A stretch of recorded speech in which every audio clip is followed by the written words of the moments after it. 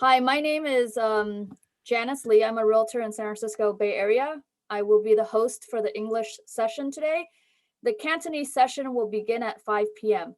廣東話嗰個講座咧會5點鐘先開始. So our speaker today is Aaron Wu, a Bay Area native who graduated from Golden Gate University Law.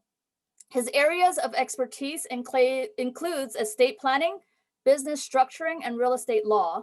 In his spare time, you will find him reading or cycling through the peninsula. Today's session, the goal is to provide information about Prop 19, the pros and cons of doing something prior to February 15th, the ramifications of doing nothing, and the potential remedies to Prop 19. Aaron, can you tell us a little bit about Prop 19 or any background information that you can provide so our attendees can learn a little bit more about Prop 19?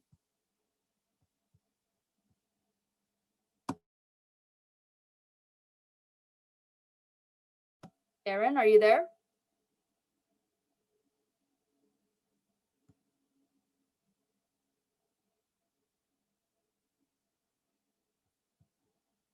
Aaron.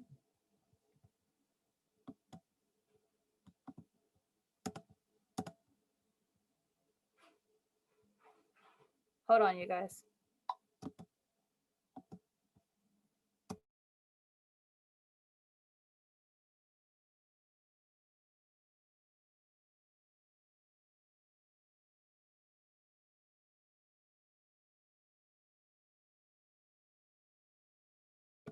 He's having some issues and I'll mute everyone as well. So give us a second. He should be coming right back on. Here we go. Are you back?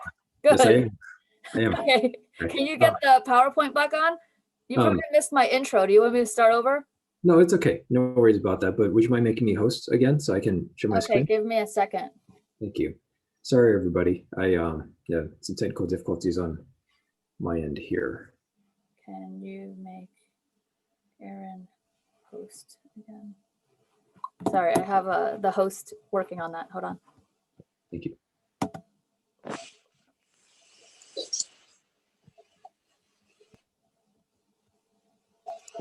Thanks, guys, for your patience. Sometimes these things happen. Oh, shoot. Hold on.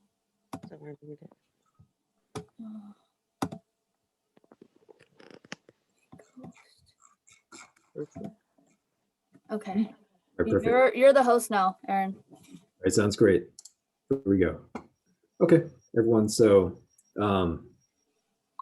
just to make sure that I don't get dropped off or anything, I'm going to turn off my camera for a sec as we do this presentation, but towards the end, I will turn my camera back on, all right, just to make sure I don't have any latency issues. So first off, thank you, Janice, and also Victoria as well for hosting Andy and I today. We'll be talking to everyone here about Proposition 19. Proposition 19, so today, there are several things that one should consider as it relates to Proposition 19. The first part is just your the 3 levels of tax that are associated with your potential property or multiple properties, the proposition itself, the 2 parts of it, the Proposition 19 remedies, as well as any future property purchase considerations. Now, this is a disclaimer. So we are not, like our firm, Lee & Wu, we are not your attorneys. This is for general discussion only and is not meant to be a substitute for legal advice. Please speak to your own professional service provider before taking any actions. Also, for those that are attending this, we hope that you gain something from this. However, this is something I really want to point out, is that this presentation covers just a broad approach to Proposition 19. The properties that you may hold could have potential solutions that may fit your situation. However, there are many different conditions associated with every single piece of property that we've come across. So not every solution works in the same manner. So if you're here to learn more about Proposition 19 as a whole, that's what we'll go through. But if it's related to, like, how does it tie specifically to my property or to your property, that's going to be a bit, that will require a bit more of an analysis that, well, I'd recommend that you reach out to your professional service provider to work with them on. Okay, so as I mentioned earlier, there are 3 tax considerations when it comes to the impact of Prop 19. The first is income tax. So I'm speaking specifically towards one's capital gains and the potential step up in basis for a property that one owns. Quick summary is that when one buys a property and it goes up in value, there could potentially be capital gains associated with that increase in value. And when a person passes away, typically those gains, if their child or any person that they distribute it to via an inheritance would receive a step up in basis. Okay, so that's the first consideration, is the income tax associated with your capital gains. Second is the property tax, or that's associated potentially with the gift of a potential property. Now, Proposition 19 impacts other propositions that had come before it, which are Proposition 13, 58, and 193. And also, what's important with this is Proposition 19 directly impacts property tax and is reliant upon the effective date of transfer. Okay, we'll come back to that shortly. And finally, the third consideration is for state tax. On the federal level, there's an $11.7 million exemption amount that each individual may pass off to whoever it may be from their estate. If you go above $11.7 million as an individual, then you will be taxed on the federal level. But on the California state level, we do not have an estate tax. So, as I mentioned earlier, the laws that impact one's property in terms of income are the capital gains. So, if you hold a property for longer than a year, then your property may be treated as a long-term asset, which would subject it to a 15 to 20% tax on the federal level. And again, that requires for you to hold it for at least a year. Now, if you hold a property for less than a year and you were to sell the property, you'd be taxed at the ordinary income tax rate that you fall into. The capital gain exemption. So if you were to hold your property as your primary residence and you own the property for 2 out of the past 5 years, you as an individual can claim a $250,000 exemption amount, or a $500,000 exemption amount towards any capital gain that you have on that property. And finally, the step up in basis that I had referred to earlier is under Code Section 1014, which allows for a property that's inherited by beneficiaries for you to receive a step up in basis for that amount of or for that income there. So essentially, if one were to inherit a property, let's say from their parents, and there was a capital gain, potential capital gain liability of $1 million, but they receive the property from their parents or from a parent when they pass away, and the property receives a step up in basis, well, that $1 million in terms of potential tax liability would essentially be zeroed out to the fair market value. And one more thing, in community property, community property is owned by a couple. I guess a full 100% step up in basis at the death of one of the spouses. So I mentioned there are 3 other laws plus the change in ownership that are affected by Proposition 19. Proposition 13 came in the 70s. And this really, the purpose of this was to create a reliable way of calculating property tax. And in order to calculate property tax, what they would do is that they'd take the purchase price of the property and tax it at approximately a 1% of that on an annual basis. Now, that's not including local county fees or city fees that that may be passed on from different propositions, but in general, it's 1% of the original purchase value of the property. And as the years go by, or every year, the maximum amount that your property tax can increase is 2% per year. In terms of it's very important to understand that assessed value for property tax is different than market value. Assessed value, as I mentioned earlier, can only increase 2% per year, but your fair market value, for those that are in the Bay Area, you see fair market values increasing by 5%, possibly 7% a year. So over time, the values in property have far exceeded the fair market value has grown at a much faster rate than the assessed value.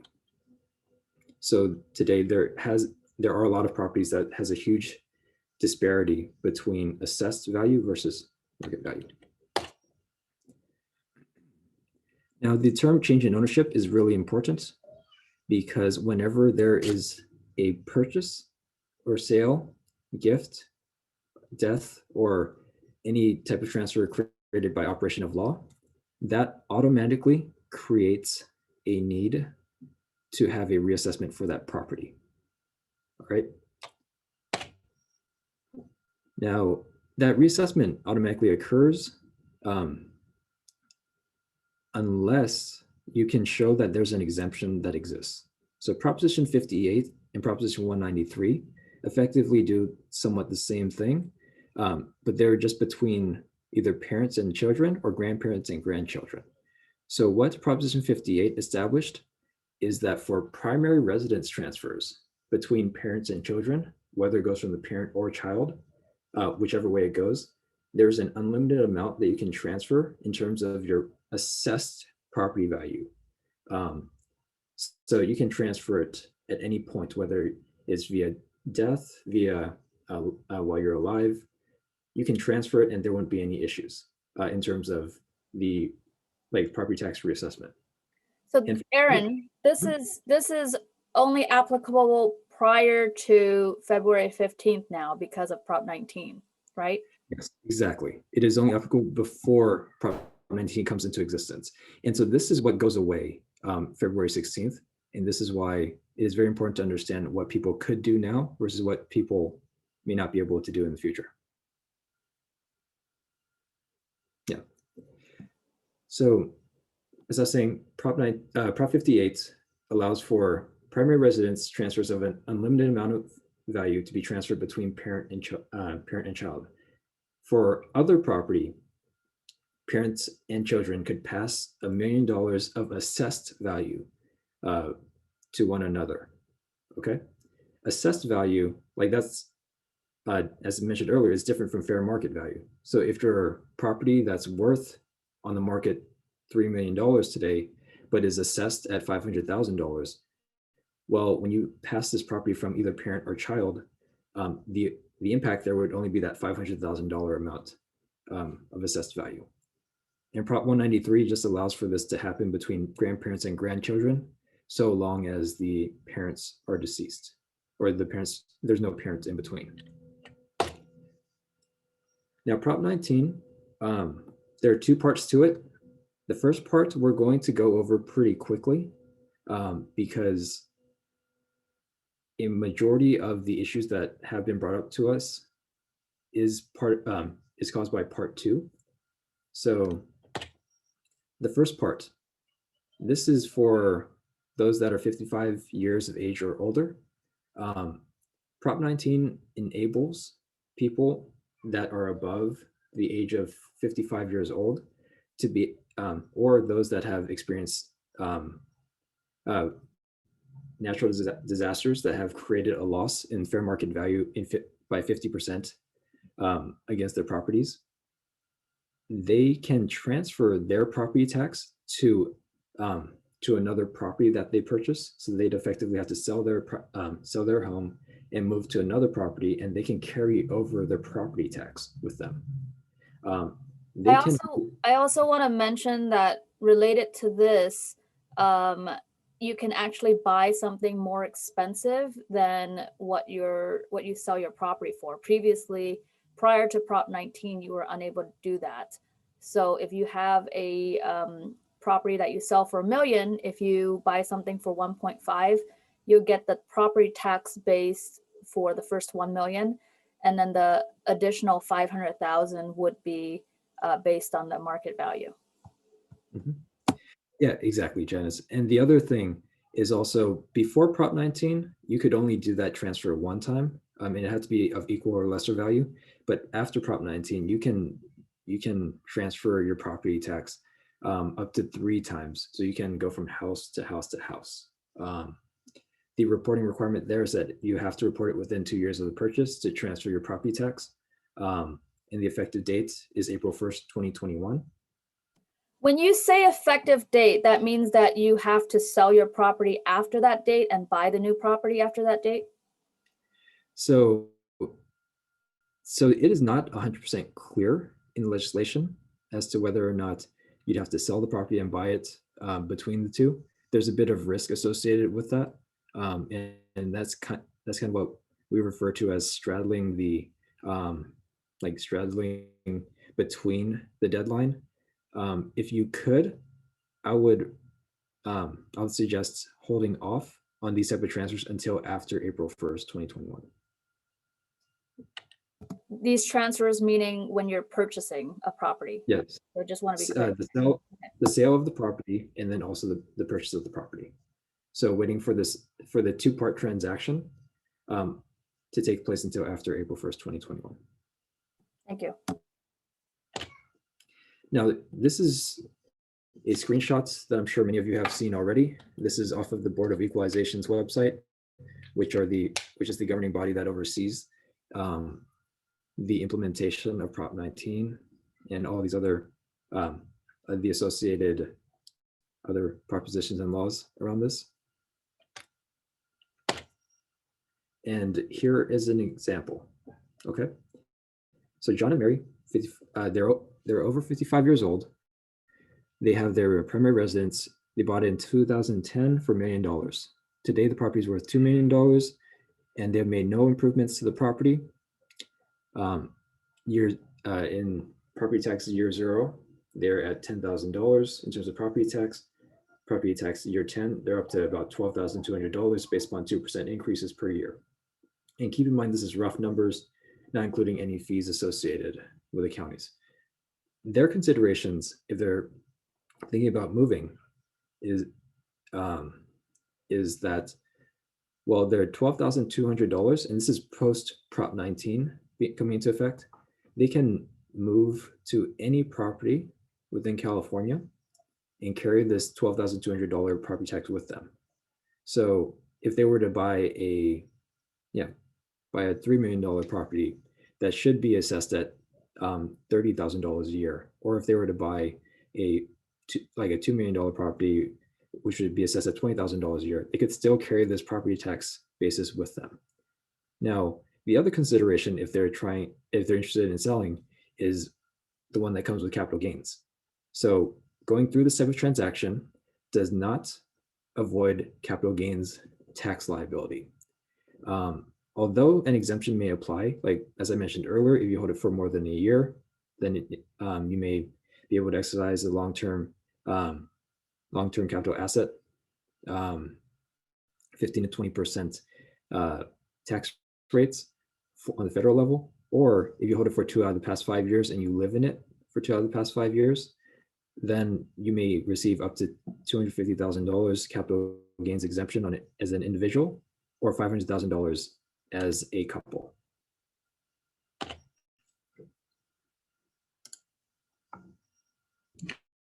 Hi, Andrew. Hi, for 55 years old, is that, both of them need to be over 55 or the older one? Or, So can you repeat that one more time? yeah, so for both, well, they need to be both over 55, right? So it's not quite clear in the legislation, but I have heard from local authorities that it only requires one person to be over 55. Okay, one person, okay. But it has Can not we been. hold- it has Can not we come hold out. questions? Can we hold questions to the end or type it into the chat? Thank you. Yeah. Okay. Now we are going to hold questions to the end. So we're going to move to part 2 of the exclusion. So part 2 of the exclusion is the one that's really been changing, has really prompted a lot of people to act. So before Prop 19, as mentioned earlier, if it's one's primary residence, you could take an unlimited amount of assessed value and transfer it between parent to child or grandparent to grandchild. And for any other property, you could transfer up to $1 million of assessed value, or combine $2 million per couple. Okay. Now, post Prop 19, what happens now is that a primary residence, it is a transfer between parent to child, and it can only go one way now. If the child moves into that property as a primary residence, they will receive $1 million credit. Well, essentially $1 million credit when they evaluate. One second, I'm gonna have to mute somebody. All right. They'll effectively have this $1 million. I call it $1 million credit towards their current property assessed value. And that $1 million credit is utilized, or it's added to their current property tax value. And if that amount is less than the fair market value, then there will be an additional property tax reassessment for that difference there on top of what they're currently paying. So quickly put, Can $2 you million. provide an example? Of course. So let's say your property tax basis is $100,000 today, and you're a parent and you live in your primary residence and you pass it off to your kid. The property is worth $1.5 million that you pass off to your kid. So your property tax again is $100,000. Fair market value is 1.5. So clearly, between fair market value and property tax, there's $1.4 million worth of difference there. Per the new regulation, $1 million will be $1 million will not be utilized or will not be assessed against you if you were to transfer it to your child and your child were to move into that property. And this transfer can occur via inheritance or also via gift. Now, the total tax liability for that example would be $500,000 total after the transfer takes effect. And that's calculated because, again, fair market value is 1.5. You subtract the $1 million credit. So now you have $500,000 of total tax liability. Okay. 500,000 at 1% is $5,000 a year. Sorry, wouldn't there be a subtraction for the original base, which was the 100K? So wouldn't it would be? Mhm. Oh, and the reason why I call it the $1 million credit is because in that example, you have 1.1. You have $100,000 that you're already being taxed on, right? And the difference is 1.4. So you remove that $1 million there. So you have $400,000 of potential tax liability. So you combine the 100 plus the 400. So that's 500. Or the simpler way to do it is just take fair market value minus $1 million, and that remainder, if you receive a positive number, then that's the amount that you're going to be taxed on. If you receive a negative number, you're not going to be reassessed. Thank you. Okay, sure. Now, if the child does not move into the property, and let's say it's the parent's primary residence and the child does not move into the property, well, there will be a full property value reassessment on the date of transfer. So in that example, $100,000, the child receives a $1.5 million property, decides not to move into it, then it's going to be assessed at $1.5 million. And that assessed value will go from $1,000 a year for property tax to 1.5, so 15,000 a year. For the other part of Prop 19 that affects property tax is that other property that is transferred, there is no longer $1 million assessed value that you can transfer of credit to any of your children anymore. So any other rental property or income property that you have will receive a full market value property tax reassessment. And then this filing requirement must occur within 1 year of the transfer, or else you'll receive the assessed value, the full assessed value. This is a breakout of the Board of Equalization's off the Board of Equalization's website. And here is an example of a parent-child transfer before Prop 19. So we have a couple that has a property that they bought for $500,000. The property is worth $2 million today, and their assessed value is approximately $900,000 or $9,000 per year.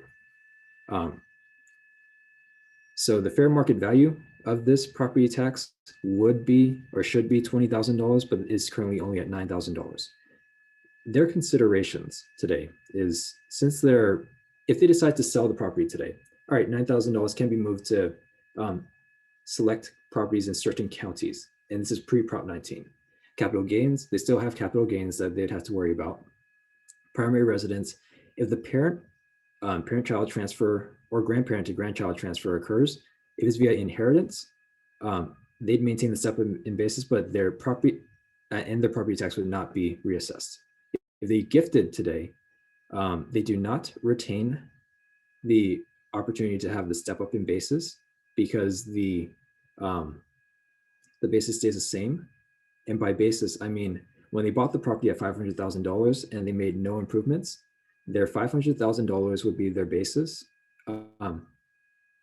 foregoing, like, if there are no improvements, no depreciation, and their potential tax liability would be $1.5 million, because that's the difference between the $2 million that it's worth and the $500,000 that they bought it at. So that would be the capital gains.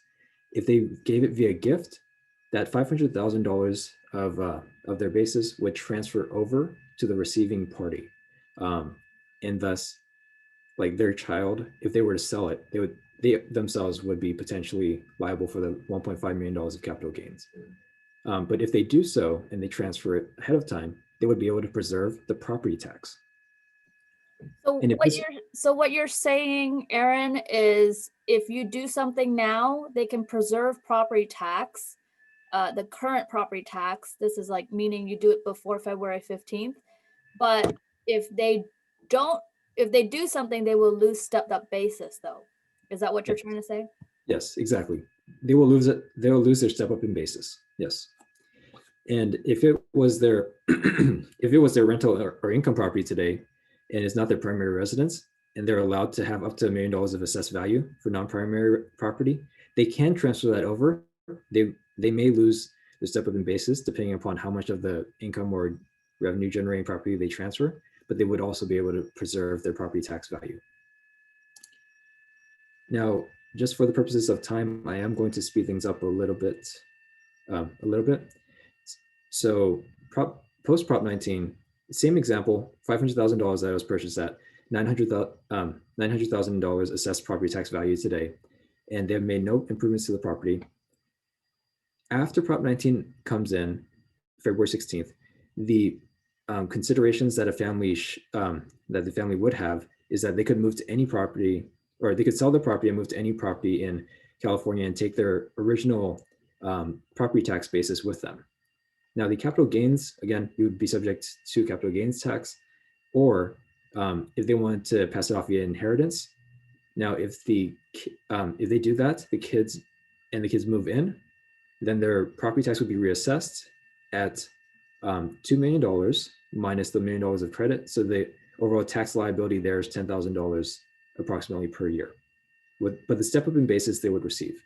On the other end, the kids, if they don't move in, then they would receive a full reassessment to fair market value of $20,000 per year.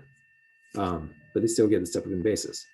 Now, if you gift it after Prop 19 occurs, then there will be a reassessment to based upon whether or not it's your primary residence or if it's your other property. If it's your primary residence and the kid does not move in, you get the full amount reassessed. If you gift it and the kid does move in, then we would they'd only receive that $1 million worth of credit towards that primary residence. Either way, if you do that via gift, your step-up basis is foregone, and that's it. Sorry, are we allowed to ask questions, or is that towards the end? We're This gonna will be wait towards the for questions until the end because Okay. yeah. So Yeah. can you Aaron, can you give us some potential remedies? You know, what people can do? Yes, of course. So that's the next slide here. So there are 4 different types of remedies, and there's actually many permutations as well. And some remedies, unfortunately, no remedy is perfect. They all have issues with them. One remedy is the do nothing route. Okay, by do nothing route, these are the considerations, or these are the results that could happen. Okay, so on the income tax side, you would still be eligible for the step up in basis if you were to pass your property off to your child via inheritance. Okay, and if you do nothing with your property, and that means like you don't sell it at any point, then that $250,000 or $500,000 exemption for holding it for the past 2 out of 5 years, you would not be eligible because you never sold it. On the property tax level, okay, so it depends on the property. If you do nothing for the primary residence, it depends on who inherits that property and what they do with it. If the child moves into the property, then they get the $1 million credit towards property tax reassessment to determine whether or not the property tax will be reassessed. If they don't move into it, then the property is fully assessed. And in terms of the estate and gift tax side, that's something that also needs to be considered as well. If your estate value is above $11.7 million, then you may be impacted as well. The second route is the gift route. If you gift the property, there are considerations. Now, this is assuming a gift before February 16th. And so a part of that is the income tax. The step up in basis, you're no longer eligible because it goes out of your estate and it transfers, that property transfers with its original basis to your to the recipient. The $250,000 or $500,000 in capital gains exemption, that is no longer available as well for you. But for the recipient, they could hold the property for the next 2 out of 5 years and receive that exemption. Now, the property tax okay, so in terms of property tax, now this depends on the property that's being transferred. Before February 16th, if you transfer it for primary residences to your children, there will be no property tax reassessment of any sort to your children for primary residence transfers of your primary residence to your child, okay?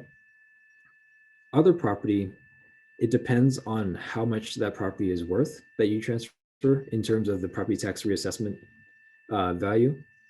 But if it stays under that $1 million of assessed value per spouse, then there would not be a reassessment either. And if you did the gift route, well, you'd have to file a gift form with the IRS, and that's Form 709. Another potential remedy, and this one is a little bit more complicated, is via entity ownership. So entities are treated differently, and depending upon the type of transfer that occurs and the current ownership that a property is being held in, that may impact, that would or may not impact the property tax reassessment and also the step up in basis associated with that property. There are a couple different different tests that the state of California has to determine whether or not property tax would be reassessed. But to go into that would take a whole new session. So I'm just going to say broadly that if you're evaluating what's happening to an entity that you hold or potentially putting a property into an entity, there are solutions there. Now, irrevocable trusts, I will briefly go over this because this is something I know people are very interested in, but I will also put out the caveat there that this is something that is very, there's a possibility that it could preserve your property tax and also your step up in basis. However, there's a lot of risks associated with it. When you set up an irrevocable trust, you have to set up a new tax identification number. It's a separate taxpayer altogether. When the property is transferred into the trust, there's an effective transfer. And for income tax purposes, it depends on the structure of the trust. You may be able to preserve your step up in basis, but it is a very complicated solution. And the other part about the irrevocable trust is that there are additional costs associated with it for an ongoing on an ongoing basis. And also you will lose, well, with an irrevocable trust, if it's a property, like an income generating property, you cannot have any financial interest in the irrevocable trust, or it depends on how it's structured. There's a potential loss of control, so you may not be able to refinance. And also there may be other issues such as due on transfer clauses that may be triggered by via your mortgage, and so forth. Just to be clear, Aaron, I Yeah. think there's some people asking about irrevocable trust versus revocable trust. Can you state a little bit the difference? Because most people have what we call a living trust, which is a Yeah. revocable trust.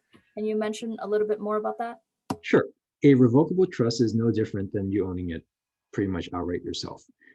There is no different tax treatment, and in such, like, because you retain control over the property, it is a part of you and is a part of your estate. Until you relinquish your control and your interest in the financial benefits of that property and move it out of your estate, you will, it's going to be seen as in your estate. So if you had it in a revocable trust and you're going across that February 16th deadline, unfortunately, it will be treated as if it's a part of your estate and not separate from you. An irrevocable trust moves things outside of your estate, and effectively, you kind of send it off into the direction that you want it to go, and you lose a lot more control there. There are control mechanisms that can be placed, but that's much more complicated. And here's just a breakout of the four different types and the considerations. And I know we're pressed on time here, so I'm just going to skip ahead. Future considerations: just know what you're getting, who's buying it, how you're going to hold property, whether this could be an entity or not. Those are going to be very important. And apologies for rushing through this. I'm told that we have a hard stop deadline at 4:40 today. So if there are any questions, please email us or potentially We could contact go, we probably have time for about 10 minutes of questions if perfect. needed. But before we go there, can we talk briefly about irrevocable? Does that mean that you no longer have control of the property? Does that mean that it's now given to whoever you give it to and you can't take it back? I think people need to be a lot more clearer about what irrevocable trust is. Okay, perfect. Well, if we have 10 minutes, then I can take questions. In regards to an irrevocable trust, there are many different ways that you can set them up. But yes, for the majority of them, you do relinquish a certain level of control. You can maintain a general power of appointment to be able to potentially to change who receives the asset in the future, which could, you're riding a very thin line between how the IRS classifies property versus how a change in how the state classifies a transfer of ownership. So like the property tax law versus the federal tax law. But there is a way. However, once you do so, again, you cannot have any financial benefits from it.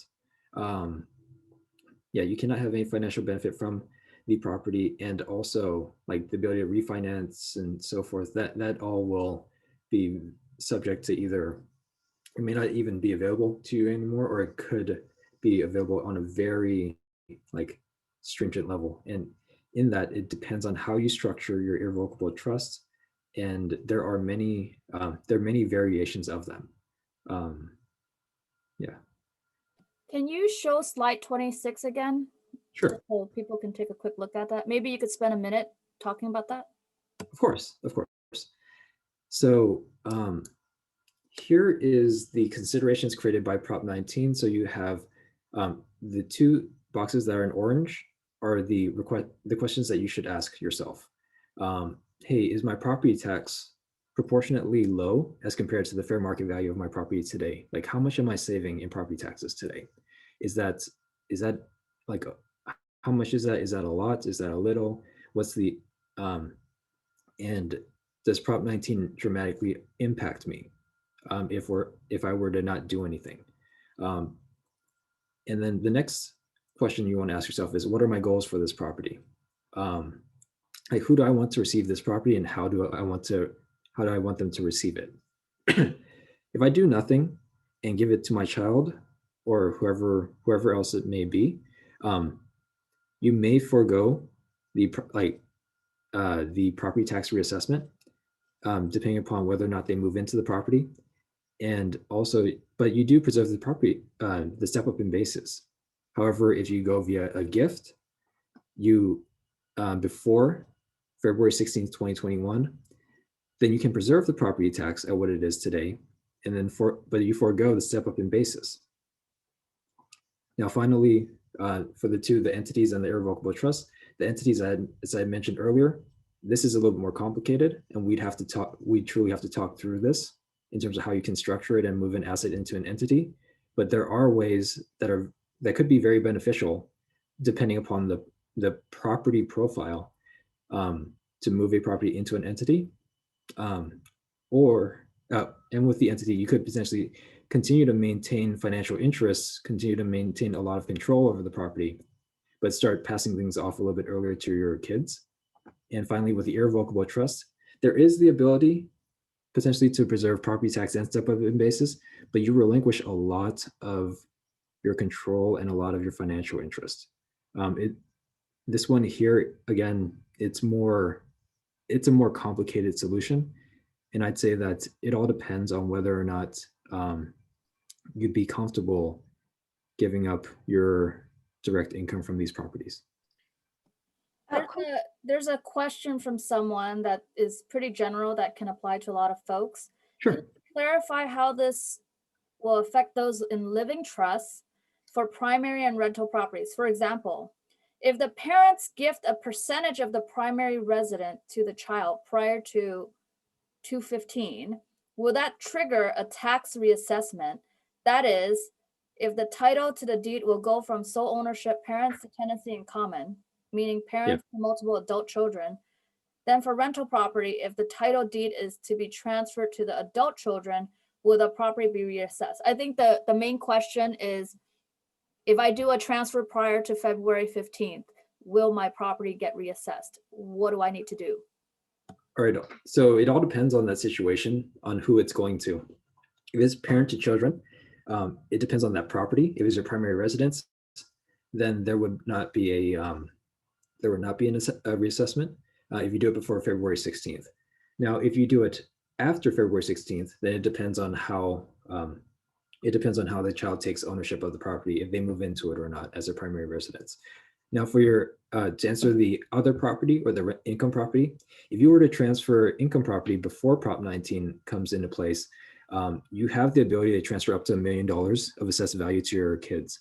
Now, if you transfer a percentage, hey, it depends on that percentage that you're transferring over. If it's a $10 million property and you transfer, that's assessed at $10 million, and you transfer 20%, well, that additional $1 million would be assessed in terms of its value. Now, fractional distribution of properties could work to help preserve some portions of step up in basis and some portions of property tax, but I would have to get a better understanding as to, I'd recommend looking at the property's profile and determining what the impact, the numerical impact is in terms of why you'd want to transfer a percentage versus transferring 50% or 100%. I think this is a very important question. A lot of people don't know, may not know what stepped up basis is, because it'll determine whether or not you should do something or not do something, because you're looking at stepped up basis. Can you talk about stepped up basis again and give another example? Of course, of course. So a step up in basis is tied to capital gains. Now, capital gains is the difference between your the sale, the current value in the property, or the sale price when you sell the property, or minus the what's known as the adjusted basis. And the adjusted basis, how you calculate that, you look at what you initially bought the property at, which is your cost basis, plus any type of capital improvements that you made into the property, minus any type of depreciation. And so for the example, if you had a property worth today $10 million and you bought it at $100,000, and you made improvements of like $900,000. So in total, your adjusted basis would be $1 million unless you had any depreciation, which would you'd subtract out of it. So that adjusted basis of $1 million and is worth $10 million. If you sold your property, you'd have a potential gain of capital gain of $9 million that you'd be potentially susceptible to tax liability. What the step up in basis does is that if you do not sell that property, but instead you pass away and and one inherits that property from you, that $9 million of capital gains, well, the adjusted basis would go from $1 million to whatever the fair market value is, the date that the date that transfer occurs. So if the person were to pass and they did not, and they were to pass off their property to their children, and that property is worth $10 million, that property would receive an adjusted basis from $1 million to the $10 million, the date that that person passed. And if the children were to sell on that date, or sometime in the future, so long as the property is worth $10 million, if they sell it, they'd have $0 in tax liability for the capital gains. So in summary, capital gains and the step up in basis could be a very big reason why you do not want to transfer the property before February 16th, because the earnings that you could save from this, from passing it off to your kids via inheritance, you may save a lot more that way versus passing it off too early and just preserving the lower property tax.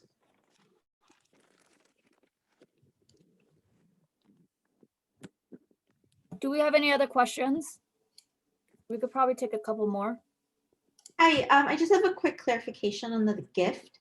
If so this is a primary property that's owned by the parent, and if a percentage is gifted versus the entire property to the child of this primary property prior to February 16th, will that trigger a tax reassessment? I think you had mentioned the transfer. I just want to make sure it applies to also if the transfer is not the full deed, it's just a percentage of the property going from sole ownership to tenancy in common.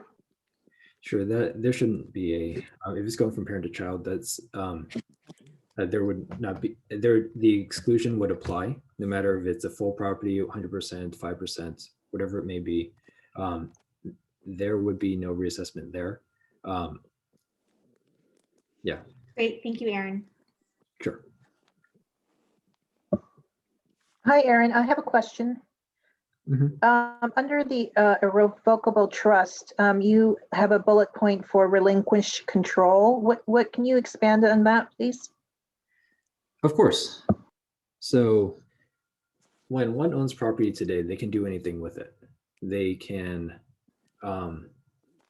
encumber the property, they can sell the property, they can lease it, they can pretty much do anything anything with it. They can refinance it and so forth. They can pull money from it to be able to pay for another house for their kids or something. They could, and so forth. When you move it into an irrevocable trust, depending upon how you structure it, you may have to relinquish a lot of these rights because you're effectively moving it out of your control into another entity's control. And the way that that's structured, the way that that entity is structured, will have a direct impact on what you can do with that property. Now, a lot of the, I think there's a bit of noise going on here, but depending upon how you structure your irrevocable trust, like usually for irrevocable trust, you cannot have a financial benefit in it. So let's say if you're living off of 100K of income, property rental income, and you want to preserve the property tax and get it to your kids in this irrevocable trust, well, unfortunately, that income could no longer go to you anymore. In that sense, it could be directed to your kids, it could be directed to the trust itself, but it could not go to you. And on the other end, in terms of potential refinancing and being able to pull money out of the property, hey, that part goes with it as well. There are control mechanisms to be able to pull it back into your estate, but once you do, there would most likely be a triggering of property tax reassessment, and from there, or a change in ownership and then property tax reassessment. So it all depends on the situation, and it can be very complicated to administer, and even then, it's a tough solution, but it's possible, but it's very, very tough to maintain. Aaron, can you go to slide 28 so people have your contact information? Sure. We'll take another question and then we'll wrap up, okay? Sure.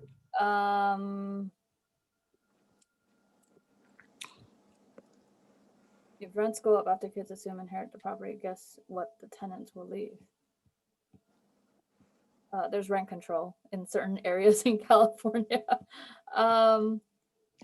If it goes from sole owners to tenants in common and hold until parents pass away and the 4 siblings become the remaining owners, what would be triggered at that point? Okay. Guess what happens if there's multiple kids and one kid moves in and the others don't? Are they all required to move in? Is there any clarification on that? There's no clarification on the state level as to what would happen in that situation. The state has not given any indication as to whether or not it's one sibling that has to move in or all 4. Now, I will say how you leave the assets to your children does matter as well. If you leave it to all 4 and only one moves in, there's a potential, and let's say 1 out of the 4 wants to buy the others out, well, there would be there could be property tax reassessments at those different stages when the siblings were to buy each other out. So that is some. So in your example, if there were 4 siblings and one person moved in, it's possible that the 75% would go to market rate for property taxes.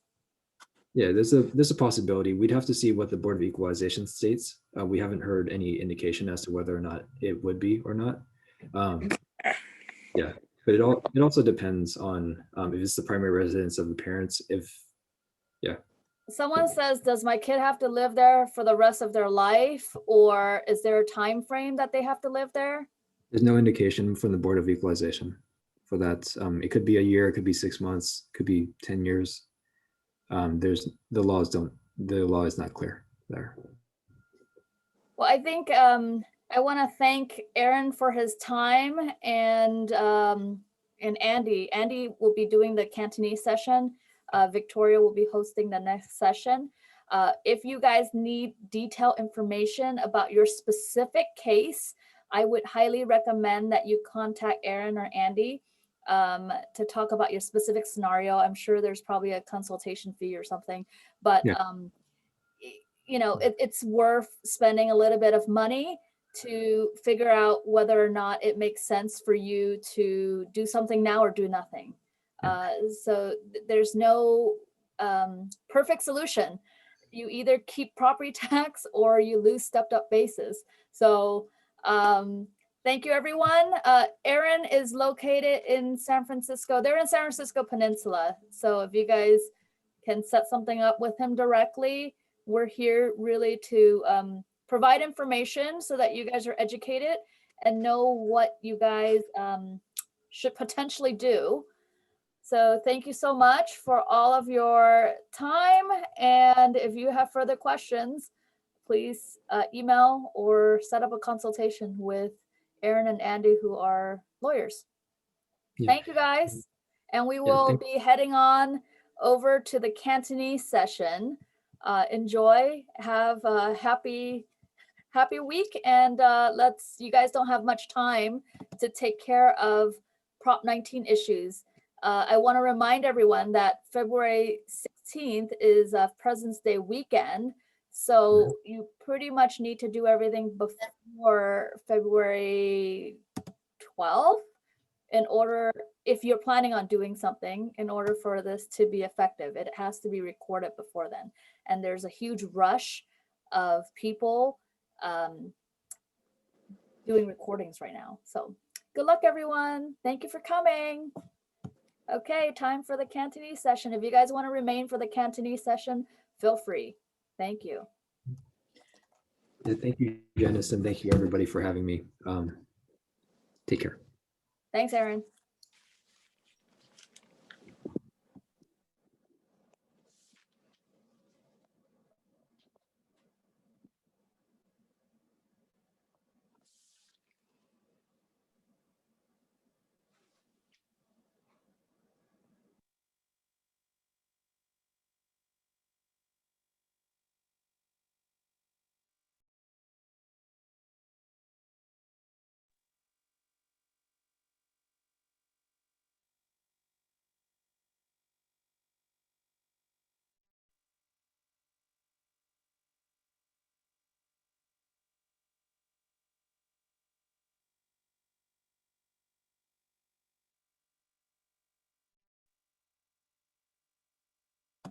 So the Cantonese session is at 5 o'clock. So if you guys, here's a link again. So if you guys need to go to the Cantonese session, please go to that link. 如果你哋要聽廣東話咧，喺個右手邊喺個 chat 嗰度咧寫咗嗰個Zoom link，嗰個係另外一個 link。Thank you，bye bye everyone，去另外個 link啦。